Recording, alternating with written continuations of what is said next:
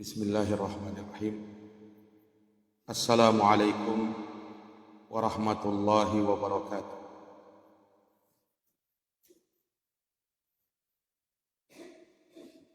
Alhamdulillah. Alhamdulillahi rabbil alamin. Wassalatu wassalamu ala al-mabu'uthi rahmatan lil alamin. Nabiyyina Muhammadin wa ala alihi wa sahbihi ajma'in. Allahumma la sahla illa ma ja'altahu sahla wa anta taj'alul hazna idza syi'ta sahla. Allahumma inna nas'aluka ilman nafi'a wa rizqan thayyiba wa amalan mutaqabbala. Allahumma faqihna fi dinik wa 'allimna ma yanfa'una warzuqna al-ikhlasa fil qawli wal 'amal wa zidna ilman ya arhamar rahimin. Amma ba'd. Ma'asyaral muslimin wal muslimat, hadirin wal hadirat, Bapak Ibu, saudara-saudari, jamaah salat subuh yang dirahmati dan dimuliakan oleh Allah Subhanahu wa taala. Alhamdulillah, kita bersyukur kepada Allah Subhanahu wa taala atas segala limpahan nikmat yang senantiasa dan terus-menerus Allah berikan. Teriring salawat beserta taslim, semoga senantiasa tercurahkan selalu kepada Nabi dan utusan Allah yang termulia Muhammad bin Abdullah bin Abdul Muttalib sallallahu alaihi wa ala alihi wa sahbihi wasallam. Semoga salawat dan salam juga tercurahkan kepada keluarga, sahabat, serta umat beliau yang senantiasa menapaki jalannya sampai hari kiamat.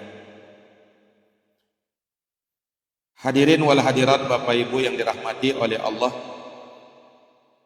pembahasan kita dalam fiqhul muamalah kali ini kita akan menyebutkan berkaitan dengan fitnatul mal atau fitnah harta.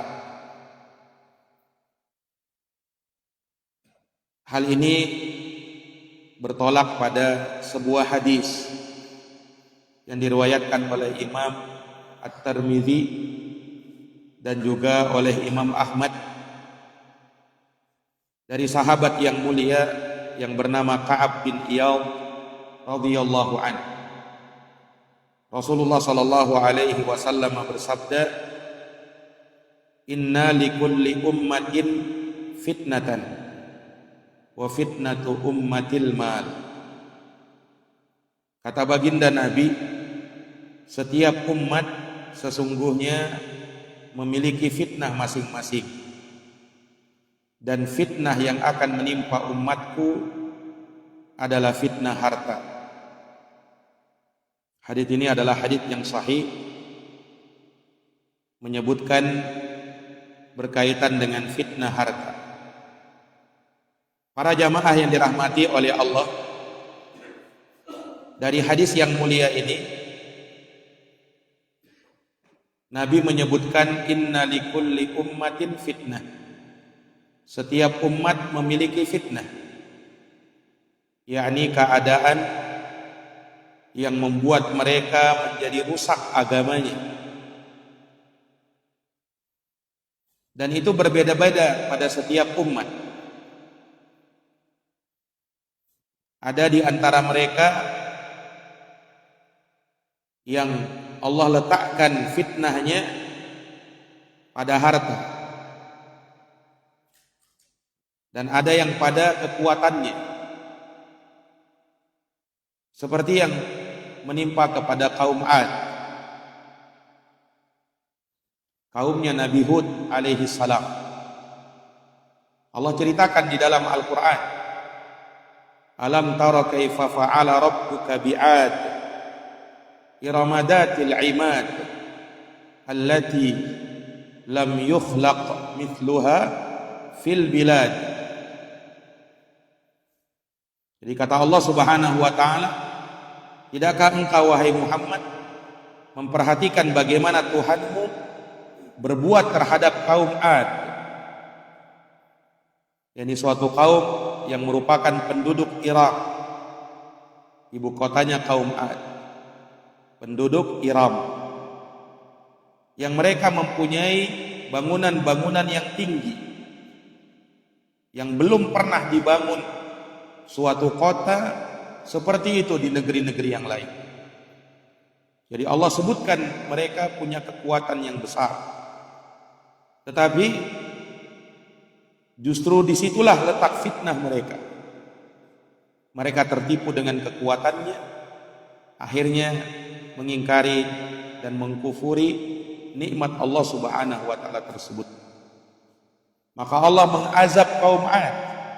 Bagaimana azab yang menimpa mereka? Azab yang belum pernah diberikan kepada kaum yang lain selain mereka. Bagaimana mereka dihempaskan oleh angin selama 7 malam 8 hari. Itu Allah ceritakan dalam Quran.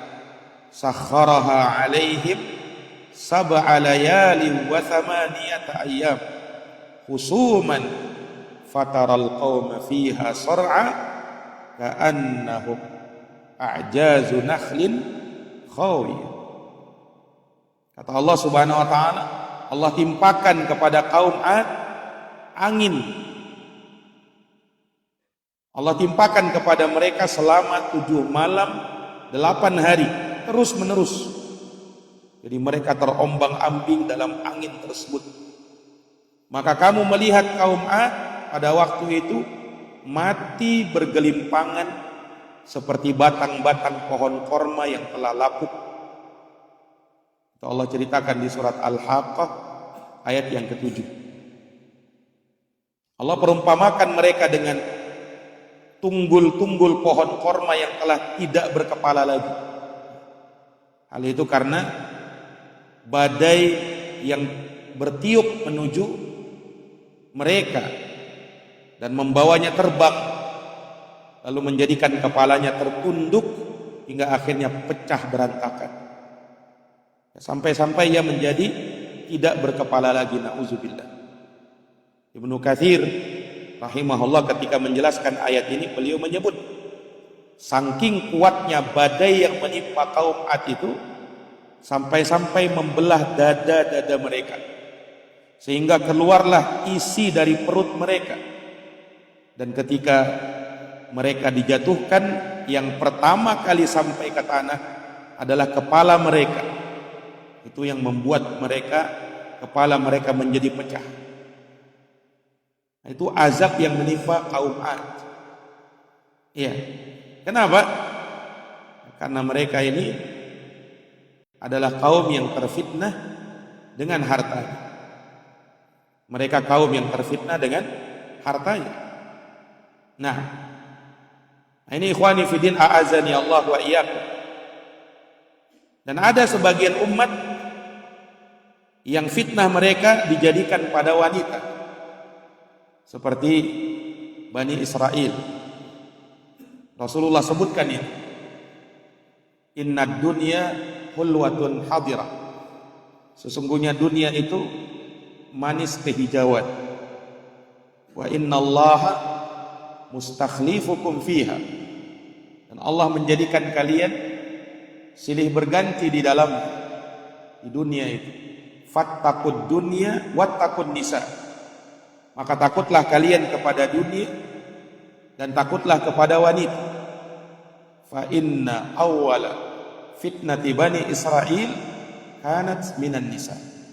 Karena sesungguhnya awal fitnah yang menimpa Bani Israel itu karena fitnah wanita. Nah, itu Bani Israel. Dan ternyata pada umat ini, umatul Islam, berdasarkan hadis Ka'ab bin Iyad tadi, Allah menimpakan kepada umat ini berkaitan dengan fitnatul mal, yaitu fitnah harta. Nah, jadi banyaknya harta yang Allah berikan kepada umat Muhammad sallallahu alaihi wasallam terkadang membuat mereka saling berebut dan saling memusuhi. Dan itu Allah Subhanahu wa taala nyatakan dalam firman-Nya, "Walau basatallahu rizqa li'ibadihi labaghaw fil ardi walakin yunazzilu biqadari ma yasha." Andaikan Allah bentangkan rezeki untuk para hambanya, Allah bentangkan seluas-luasnya, andaikan, niscaya mereka akan bertindak melampaui batas. Itu gara-gara harta. Akan tetapi Allah turunkan rezeki itu dengan kadaran, dengan takaran yang terbatas, sesuai dengan apa yang Allah kehendaki. Ini dalam surat Asy-Syura ayat yang ke-27. Nah, maka daripada itulah Nabi sallallahu alaihi wasallam yang beliau lebih takutkan menimpa umatnya bukan kemiskinan, tapi justru sebaliknya, yang paling beliau khawatirkan ketika dibentangkannya harta untuk umat ini, sehingga mereka lupa dengan akhiratnya. Mereka berebut dengan perkara dunia. Makanya diterangkan di dalam hadis dari sahabat Nabi Abu Ubaidah Ibnul Jarrah radhiyallahu taala anhu, bahwa Nabi sallallahu alaihi wasallam diceritakan suatu hari mengutus Abu Ubaidah Ibnul Jarrah ke daerah Bahrain untuk memungut upeti. Sepulang dari daerah Bahrain, Abu Ubaidah membawa harta yang banyak. Kebiasaannya Nabi, ketika datang harta, beliau akan bagikan kepada kaum muslimin.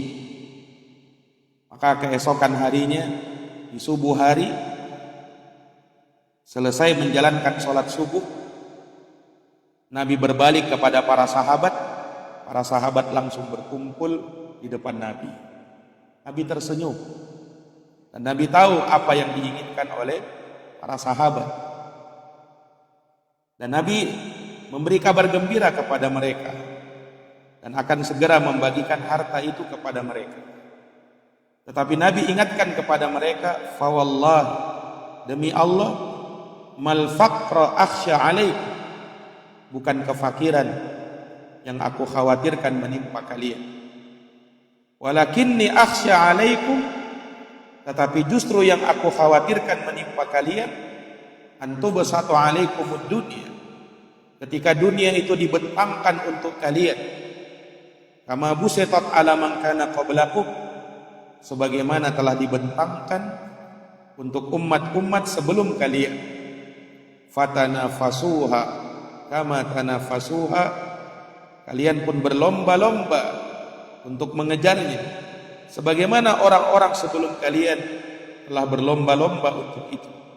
Fatuhlikakum kama ahlakatkum, maka dunia itu membinasakan kalian seperti telah membinasakan orang sebelum kalian. Nah, ini para jamaah yang dirahmati dan dimuliakan oleh Allah Subhanahu wa taala. Contoh bahaya dari fitnah harta ini bagi agama seseorang.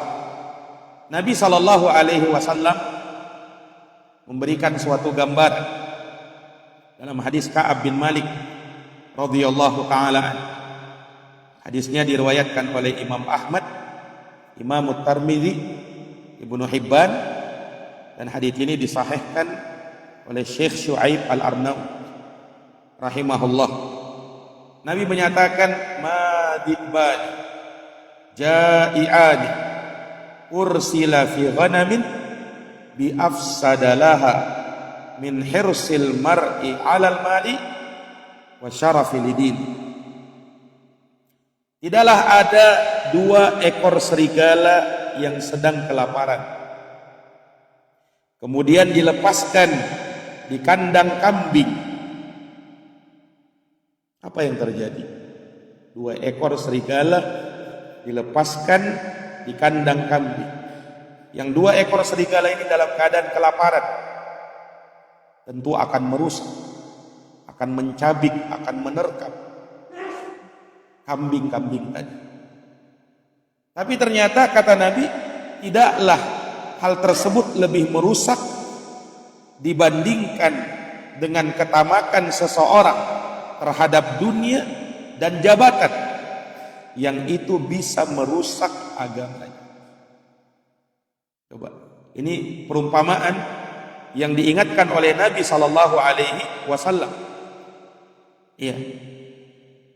Agar hendaknya seseorang berhati-hati terhadapnya. Bukan berarti seseorang tidak boleh memiliki harta. Bukan berarti seseorang tidak boleh untuk menjadi kaya. Banyak para sahabat yang memiliki harta. Banyak yang kaya di antara mereka. Akan tetapi kekayaan dan harta mereka tidak membuat mereka lupa diri. Tidak membuat mereka lupa daratan. Tidak membuat mereka lupa dengan orang yang ada di sekitarnya. Nah, ini para jamaah sekalian yang dirahmati dan dimuliakan oleh Allah. Makanya Nabi pernah bersabda, la ba'sa bil ghina liman ittaqallah. Tidak masalah kekayaan itu. Orang yang kaya itu tidak masalah, asalkan dia bertakwa kepada Allah Subhanahu wa taala. Karena kalau dia tidak bertakwa, maka dia akan membelanjakan hartanya di jalan syaitan, dan dia tidak peduli dengan hal tersebut. Dia akan melanggar semua aturan agama. Riba dia halal, sogok dan riswah dia berikan, dia ambil. Menipu sudah menjadi keahliannya. Bahkan sampai harus melenyapkan nyawa seseorang hanya untuk mengambil harta. Ini para jamaah sekalian yang dirahmati oleh Allah. Betapa banyak hubungan-hubungan kekerabatan, hubungan-hubungan keluarga yang rusak gara-gara berebut harta. Sesama saudara, sesama kerabat, tidak baku akur dikarenakan berebut harta.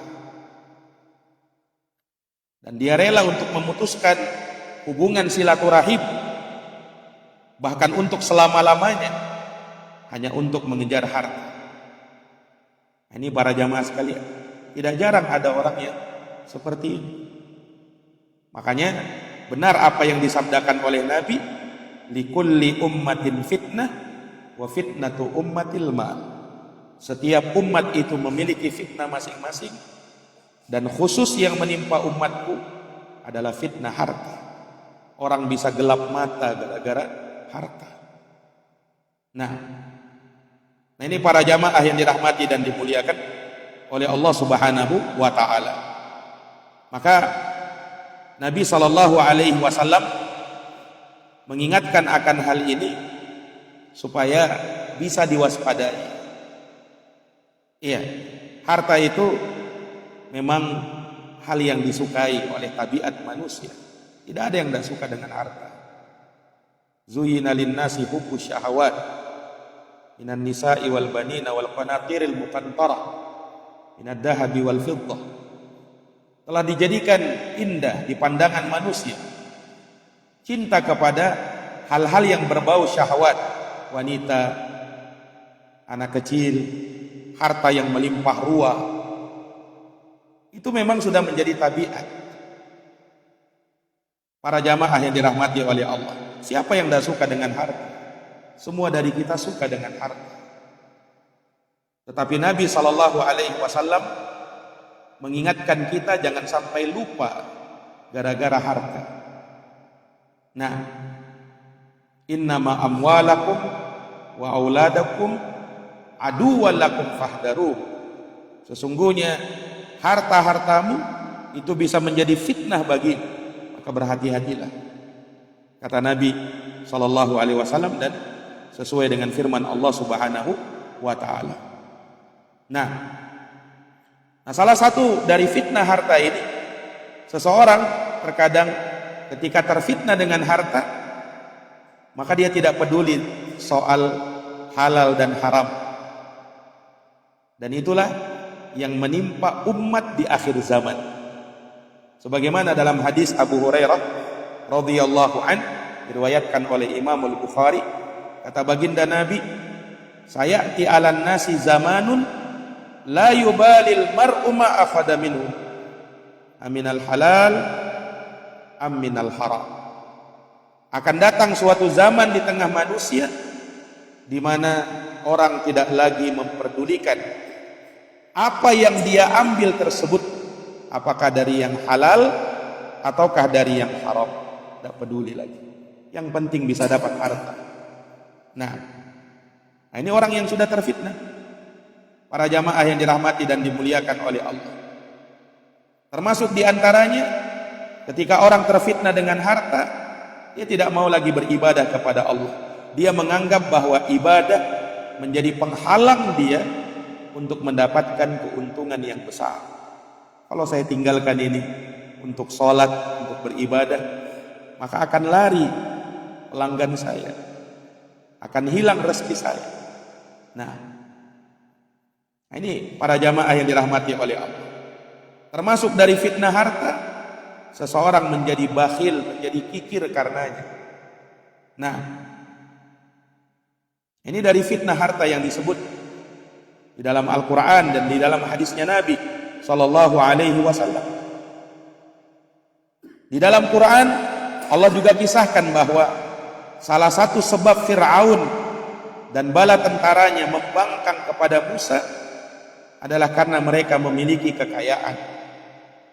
Sehingga untuk melemahkan hal ini, Nabi Musa alaihissalam sempat berdoa kepada Allah agar Fir'aun dan pengikutnya dibuat jadi miskin, dibinasakan hartanya. Itu doanya Nabi Musa. Wa qala Musa rabbuna wa qala Musa rabbana innaka ataita fir'auna wa mala'ah zinatan wa amwala fil hayatid dunya rabbana liyudillu an sabilik rabbana tamis ala amwalihim. Doanya Nabi Musa, ya Allah, ya Tuhan kami, sesungguhnya engkau telah memberi kepada Fir'aun dan para pemukanya, kaumnya, perhiasan dan harta kekayaan untuk kehidupan dunia ini. Wahai Tuhan kami, akibat dari itu mereka menyesatkan manusia dari jalan Engkau. Ya Allah, ya Tuhan kami, kata Musa, binasakanlah harta benda mereka. Nah, untuk melemahkan kesombongan Fir'aun dan bala tentaranya. Iya. Jadi Musa berharap, ya, ketika potensi harta Fir'aun dilemahkan, maka tingkat kejahatannya bisa lemah dan bisa berkurang. Ini para jamaah yang dirahmati dan dimuliakan oleh Allah Subhanahu wa taala. Iya. Maka seseorang yang mengira harta akan membahagiakan dirinya, seseorang yang menyangka bahwa hartalah yang akan bisa membuat dirinya tenang, ini adalah sangkaan yang keliru. Mungkin harta bisa membahagiakan, tapi kebahagiaan yang diperoleh dari harta adalah kebahagiaan yang semu, kebahagiaan yang sementara, kebahagiaan yang kalau tidak diiringi dengan ketakwaan, itulah kebahagiaan yang hanya akan berbuah penyesalan. Iya. Makanya dalam Quran Allah sebut orang yang masuk ke dalam neraka sa'ir, saya sa'ira, dia akan masuk ke dalam neraka sa'ir. Kenapa? Innahu kana fi ahlihi masrura.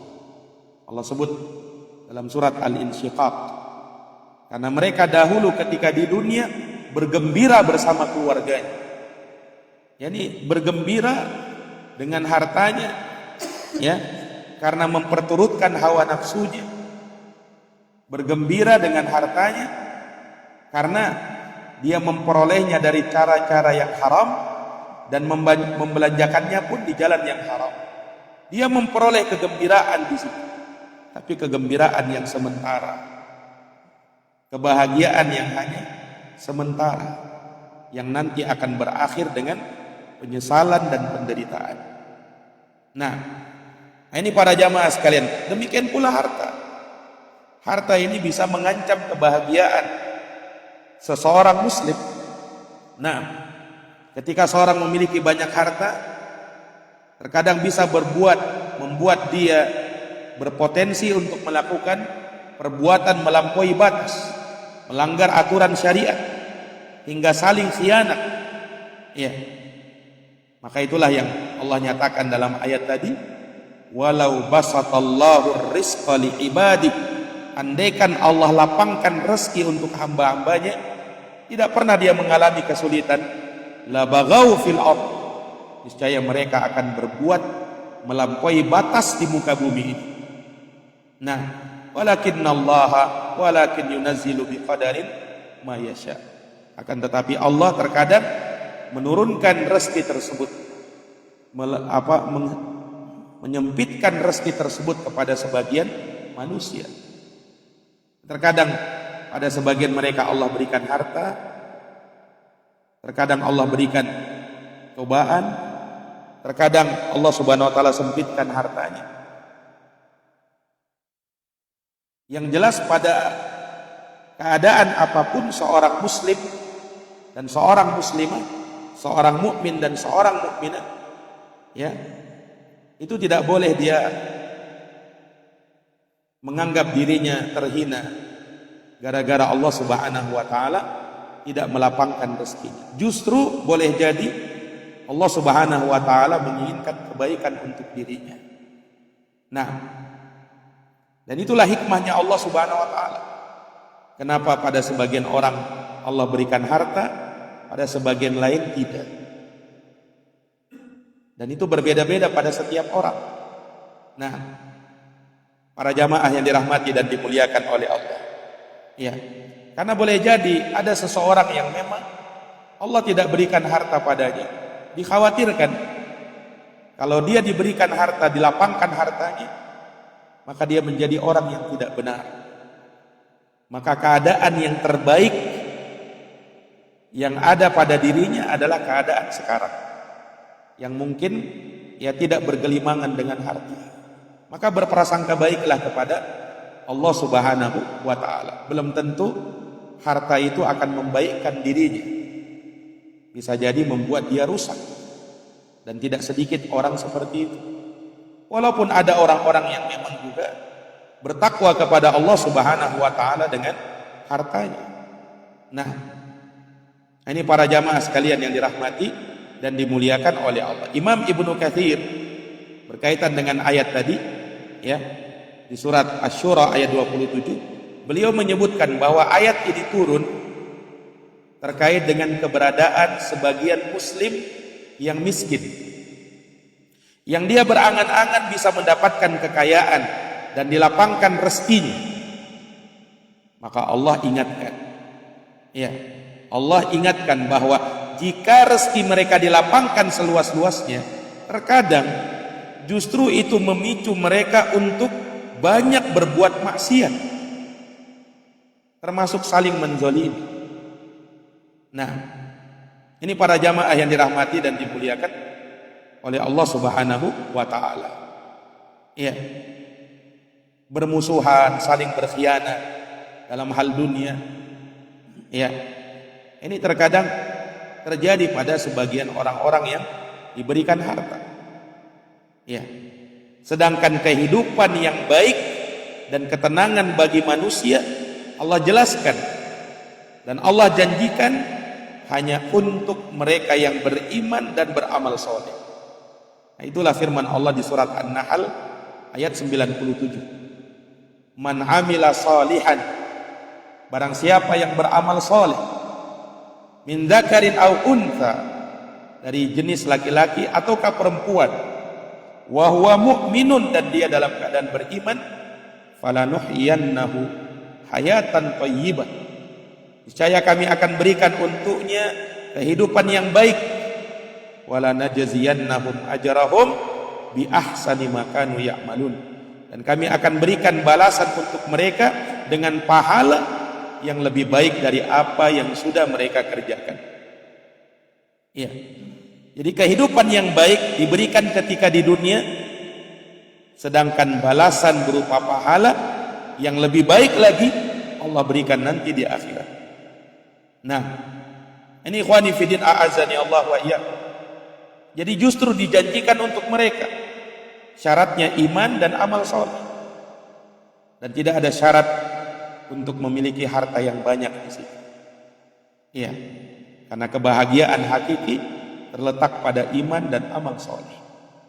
Nah, kita sudah mendengar hadis ya tentang 4 golongan manusia yang diberikan harta itu. Ya. Ketika tidak punya keilmuan, ilmu agama dan ketakwaan, justru hartanya menyesatkan dirinya. Nah, tetapi mereka yang tidak diberikan harta dan ilmu agama, mereka diberikan, justru mereka yang mendapatkan kebaikan. Karena memang ilmu dan iman itulah yang akan membuat seseorang itu kondisi dan keadaannya jauh lebih baik ketika di dunia dan di akhirat terlebih lagi. Iya.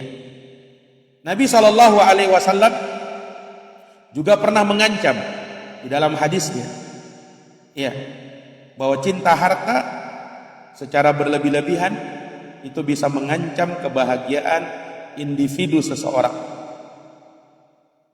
Kebahagiaan individu seseorang terancam, bahkan kebahagiaan masyarakat muslim bisa terancam gara-gara cinta dunia yang terlalu berlebih-lebihan.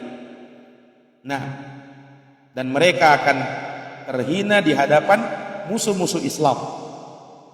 Disebut oleh Nabi SAW dalam hadis Thauban, yushikul umam, hampir-hampir umat-umat sebelum kalian itu, antada alaikum, menggerogoti, menjajah kalian, kama tada'al akalatu ila qas'atiha, seperti menggerogoti makanan di sebuah hidangan. Artinya kalian betul-betul ya akan dikepung, akan dihinakan oleh musuh-musuh Islam. Nah, maka sahabat ada yang bertanya, awa min qillatin nahnu yauma'id, ya Rasulullah, apakah jumlah kami ketika itu umat Islam sedikit? Kata Nabi, bal antum yauma idin katsir. Tidak. Jumlah kalian banyak. Walakinnakum gutha ka gutha'is sayl. Tapi kalian itu laksana buih di lautan. Ya, banyak tapi tidak punya keteguhan. Wala yanzi'annallahu fi suduri aduwikumul mahabata minkum. Allah pun mencabut dari dada-dada musuh kalian rasa segan kepada kalian. Tidak lagi segan musuh Islam. Padahal dulu umat Islam, umat yang betul-betul disegani. Nah, tapi apa yang terjadi? Ya, Allah sebutkan, Rasulullah sabdakan, wala yaqdifannallahu fi qulubikumul wahn. Dan Allah Subhanahu wa taala menimpakan kepada kalian penyakit al-wahan. Apa itu penyakit al-wahan? Kata Nabi, hubbud dunya wa karahiyatul maut. Cinta dunia dan takut pada kematian. Nah, Nabi sebutkan ini, ya. Kemudian Nabi terangkan solusi supaya bisa selamat dari penyakit ini, cinta dunia yang berlebihan dan takut kepada kematian. Dalam hadis Ibnu Umar radhiyallahu anhuma, kata Nabi SAW, idza tabayatum bil 'ina, apabila kalian sudah bertransaksi dengan cara riba, wa akhadtum atnabal baqar, kalian juga sibuk dengan peternakan, wa raditum bizara, kalian tersibukkan dengan pertanian. Ini semua karena dunia, sehingga melupakan agama kalian. Wa taraktumul jihad, dan kalian takut jihad karena takut pada kematian. Maka kata Nabi, sallallahu alaikumud dunya. Allah Subhanahu wa taala sallallahu alaikum dullan, akan menimpakan kepada kalian kehinaan, la yanzi'uhu, tidak diangkat kehinaan itu, hatta tarji'u ila dinikum, sampai kalian kembali kepada agama kalian. Maka keselamatan itu ketika seseorang kembali kepada agama. Ya. Dia punya ilmu agama dan punya ketakwaan kepada Allah Subhanahu wa taala. Disitulah kuncinya. Kalau punya ilmu agama, ya, miskin ataupun kaya tidak masalah. Karena dia pandai mengkondisikan dirinya. Saat miskin dia tahu kapan harus bersikap, bagaimana harus bersikap. Saat kaya dia tahu bagaimana dia harus bersikap. Ini para jamaah yang dirahmati dan dimuliakan oleh Allah. Nah, dan jangan dikira bahwa fitnah harta itu hanya menimpa kepada orang-orang kaya saja. Orang miskin pun bisa terfitnah dengan harta. Orang miskin sekalipun. Nah, makanya tentang hadis 4 golongan yang diberikan dunia itu, kata Nabi SAW, golongan yang terakhir kan orang yang lam yarzuqhullahu malan wala ilma. Ilmu tidak diberikan kepada dia, ilmu agama dia tidak punya, harta pun dia tidak punya. Dua-duanya dia tidak punya. Nah, apa yang terjadi pada orang ini? Dia pun berandai-andai, berangan-angan. Andaikan aku punya harta, kata dia. Terfitnah dengan harta. Tapi dia tidak bisa karena dia miskin. Maka dia hanya berangan saja. Andaikan saya punya harta, saya akan berbuat, ya, menghambur-hamburkan harta saya itu, ya, sepuas-puasnya. Dia akan bermaksiat kepada Allah Subhanahu wa taala. Maka orang ini dengan niatnya seperti itu, maka dia berdosa. Dosanya sama seperti orang yang punya harta yang tidak diberikan ilmu. Padahal dia sendiri tidak punya harta. Cuman angan-angan itu, ya, harapan-harapan tersebut membuat dia berdosa karena itu. Ini gara-gara terfitnah dengan apa? Dengan harta. Para hadirin yang jamaah yang dirahmati dan dimuliakan oleh Allah Subhanahu wa taala. Oleh karenanya, ya, seseorang, ya, kebahagiaan dirinya manakala dia, ya, diberikan oleh Allah Subhanahu wa taala ketakwaan, ya, dan juga Allah berikan kepadanya ilmu agama, sehingga dengan harta yang dia miliki itu tidak membuat dia berbuat kezaliman, tidak membuat dia melampaui batas bermaksiat kepada Allah Subhanahu wa taala. Beberapa contoh disebutkan oleh para ulama, sahabat-sahabat Nabi misalnya yang kaya raya, tapi subhanallah, kekayaan itu tidak menipu mereka. Contoh Sa'ad bin Ubadah radhiyallahu an, pemimpin suku Khazraj. Sebelum Islam datang, dia pergi ke Madinah, dan beliau termasuk dari sahabat yang pernah berbaiat di Baiatul Aqabah. Nah, dan beliau, ya, Sa'ad bin Ubadah ini dikenal dengan kedermawanan, ya, dengan orang yang kalau terhadap harta dia suka royal untuk kebaikan, untuk memberi, menderma. Nah, sampai pernah dikatakan, ya, man ahabba syahma wal lahma falyati utumadalim Dilyam ibn Harithah. Siapa yang ingin makan daging dan lemak, silahkan dia mampir ke gerbangnya Dailam bin Harithah. Dailam bin Harithah. Nah, ikhwani fiddin a'azani Allah wa iyyakum, itulah yang sama terjadi pada Sa'ad bin Ubadah. Ya, beliau pernah bermohon kepada Allah Subhanahu wa taala agar diberikan oleh Allah harta, agar beliau bisa terus menderma kepada manusia. Hartanya banyak, tetapi, ya, beliau selalu memohon kepada Allah Subhanahu wa taala agar hartanya tersebut berbuah kebaikan bagi dirinya, dan dia selalu memberikan hartanya dan membelanjakan hartanya di jalan yang benar, sehingga kekayaan itu tidak bermasalah bagi Sa'ad bin Ubadah radhiyallahu taala an. Ya, ini ketika harta itu diletakkan pada orang yang tepat. Nah, sehingga betul-betul ya dia tidak tertipu dengannya. Maka para jamaah yang dirahmati dan dimuliakan oleh Allah Subhanahu wa taala, ya sekali lagi ya berkaitan dengan pembahasan kita ini, kita diingatkan dengan fitnah harta. Harta itu terkadang bisa membuat orang lupa ya ketika dia tidak dibekali dengan ilmu agama. Nah, maka harusnya yang seseorang itu pahami ketika Allah berikan kepada dia harta dan ketika Allah lapangkan kepada dia rezeki, harusnya dia semakin dekat sama Allah.